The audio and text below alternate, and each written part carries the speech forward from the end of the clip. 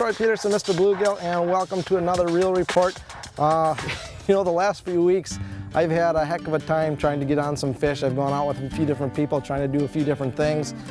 First week we started off, we went out and tried to do a little bit of bow fishing with guard getter charters, and we only got a couple fish that night. The following week we actually went out and we started a segment for some catfish up in the Fox River, and we'll go out and finish that. And then last week we went up to Door County, up to Sturgeon Bay, to try and catch some smallies. Travis and Brian were on a bunch of smallies catching 100, 150 fish a day. Of course, the day we go up there we get like 5. So, you know, nonetheless, you know, we went fishing, we had fun.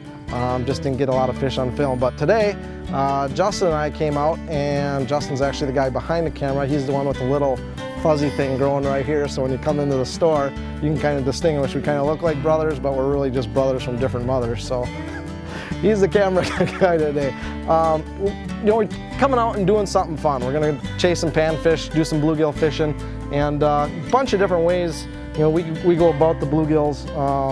You can fish with a fly rod. What I've got on actually is just 4-pound test on an ultralight rod, fishing with a large size diamond jig and a little chunk of crawler. Justin's been using a slip bobber with like a nymph for fly fishing underneath the float with a little piece of crawler.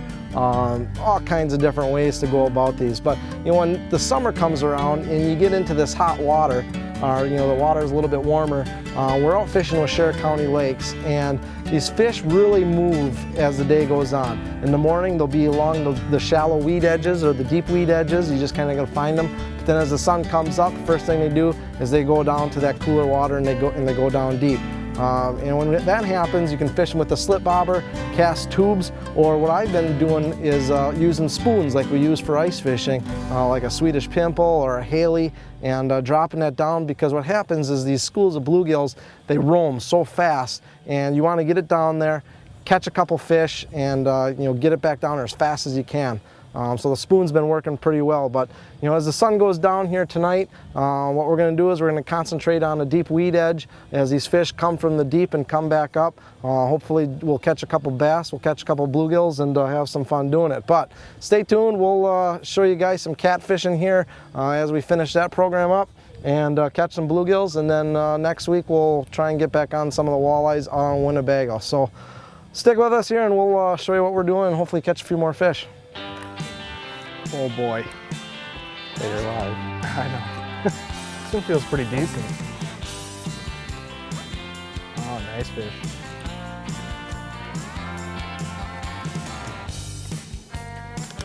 Nice fish. That's gonna be delicious.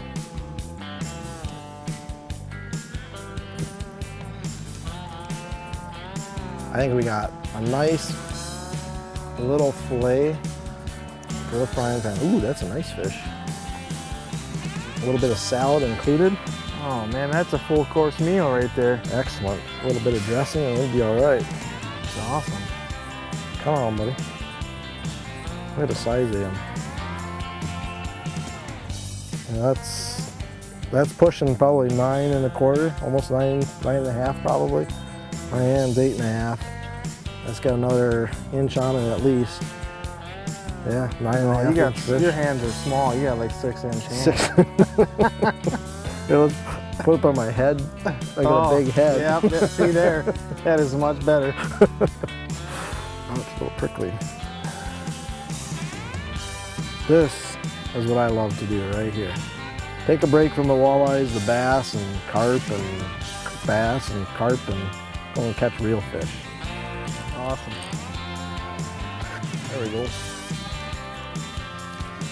Oh, look at Mr. Bluegill go. Woo! We got a good one on. You know, what's fun about with this light tackle is just catching these fish. They're almost as big as smallies. And yet, as you can see, we've got the golden orange diamond jig, and a little chunk of crawler, 4-pound test. Just casting it out, letting it, you know, without a bobber or anything on there, you can just cast it out into the weeds, let it fall down into the weeds, and just raise your pole up a little bit, swim it through, and then just wait and feel. And they're actually biting kind of light today. All you feel is just a little tick, and you kind of give it a second, let them suck it back in the second time, and then set the hook.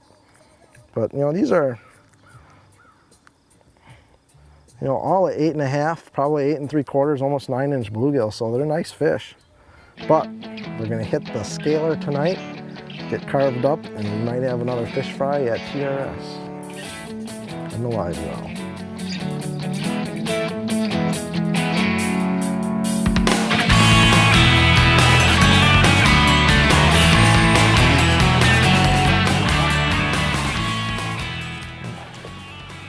Got some shoulders on it.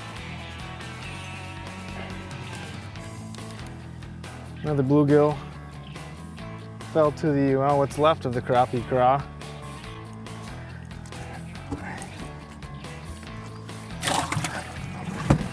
Awesome. Well, I got that one on the crappie craw, but if you guys take a look, this is some of my panfish plastics. Got a little bit of everything. Every situation calls for a different plastic. Bodies of water make a big difference. Like Winnebago, I like a lot of bright chartreuses, white, you know, plastics that stand out on a clear body of water like this one. I like a lot of natural colors, darks, blues. Sometimes the size of the plastic makes a difference. Tubes for when they're a little bit more of a finesse bite.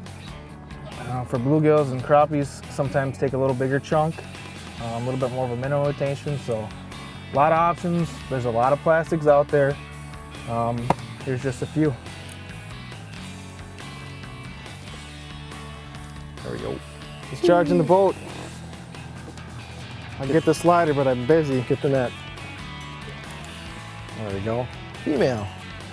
It was sun's going down a little bit. I'm starting to notice some fish coming up towards the surface, and we're getting a little bit closer to the weed edges, and just casting, you know, just these light jigs, and it's isn't taking but, you know, a couple seconds, letting them fall down, and they're picking it up on the way down. So hopefully we'll have a good bucket of these before the end of the night here.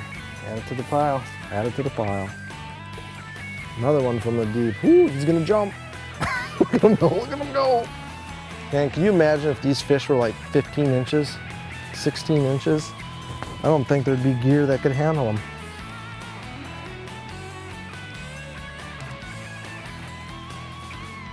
Bluegills. That's what's for dinner.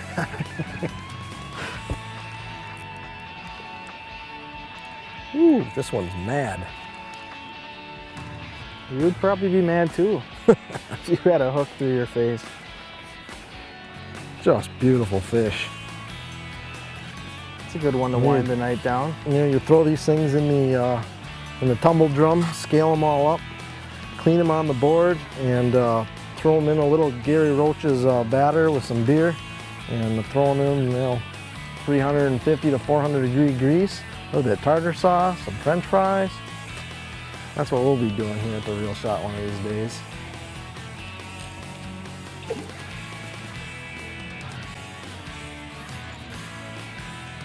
Oh. Ow. Easy, buddy. Not bad. That's probably 11. Pound and a half, probably. Oh, he's delicious. I would say so. All right. Bluegill relocation program.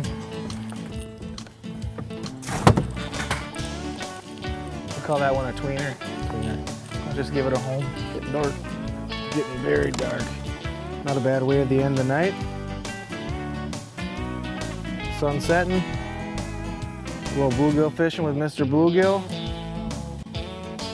You know what they say, a great day fishing needs two things: good company and great fishing. At least the fishing was good today.